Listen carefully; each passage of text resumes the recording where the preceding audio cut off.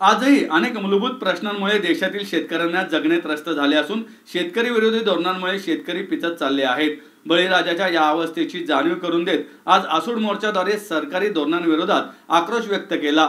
शेतकरी संघटनेतर्फे central building येथील कृषी आयुक्त कार्यालयासमोर शेतकरी संघटनेचे प्रमुख नेते रघुनाथदादा पाटील यांच्या नेतृत्वाखाली भव्य राष्ट्रीय धरणे आंदोलन आणि आसूड मोर्चाचं आयोजन करण्यात आलं होतं।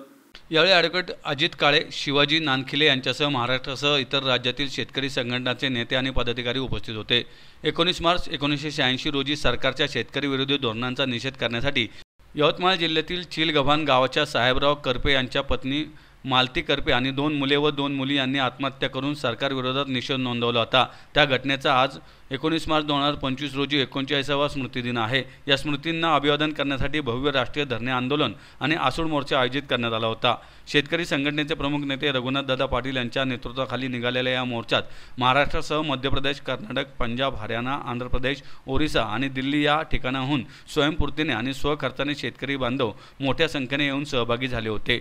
सर्व शेतमालावरील निर्यात बंदी उठवावी, महाराष्ट्रातील सर्व शेतकरी, शेतमजूर, 12 बलुतेदार यांची मायक्रो फायनान्स संस्था, पतसंस्था आणि खाजगी सावकार यांच्या कर्जातून मुक्तता करावी, दुधासह सर्व शेतीमालाचं उत्पादन खर्चावर आधारित भाव मिळावा, शेतीपंपासाठी दिवसा पूर्ण दाबाने वीज मिळावी, उसाला प्रतिटन 5,000 रुपये भाव द्यावा किंवा 2 साखर कारखान्यांमधील अंतराची अट रद्द करावी आणि वन्य प्राणी संरक्षण कायदा रद्द करावा यासह इतर मागण्या यावेळी मांडण्यात आल्या।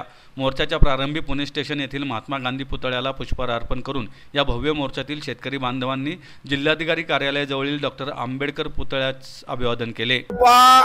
या मोर्चामध्ये आमची एकच मागणी आहे की आम्ही एका दाण्याचे 1000 दाणे करणारे शेतकरी, आम्हाला कर्ज व्हायची गरज नाही आहे, परंतु सरकारच्या चुकीच्या धोरणामुळे हे कर्ज झालेलं आहे। हे सरकारचं पाप आहे, तर हे सरकारने केलेलं पाप सरकारने फेडलं पाहिजे। आम्ही कर्जमुक्त झालो आहोत असं जाहीर करण्यासाठी आम्ही आलो।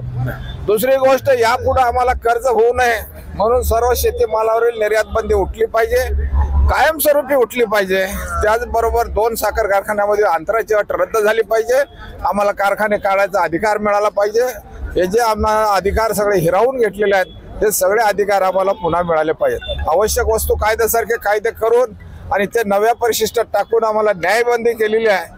या सगळ्याच्या विरोधातला आजचा हा मोर्चा आहे आणि मरता क्या नाही करता या न्यायाने आज आम्ही ह्या मोर्चामध्ये सामील झालेलो आहोत। तेव्हा आता आम्ही निर्णय घेऊनच बाहेर जाणार आहोत। मोर्चाचं स्वरूप नेमकं काय असणार आहे? आता इथं महात्मा गांधींच्या पुतळ्याला आम्ही अभिवादन करणार, हार अर्पण करणार। इथून भारतीय संविधानाचे शिल्पकार डॉक्टर बाबासाहेब आंबेडकरांना जाऊन आम्ही हार घालणार आणि तिथून पुढं आम्ही आयुक्त कार्यालयावर जाणार आहोत। या सगळ्या आयुक्तांना तिथं बोलावणार आहोत आणि या सगळ्या प्रश्नांची उत्तरं घेऊन पुढील आंदोलनाची दिशा जाहीर करणार आहोत आणि त्यानंतर मग आमचा कार्यक्रम आजचा संपणार आहे।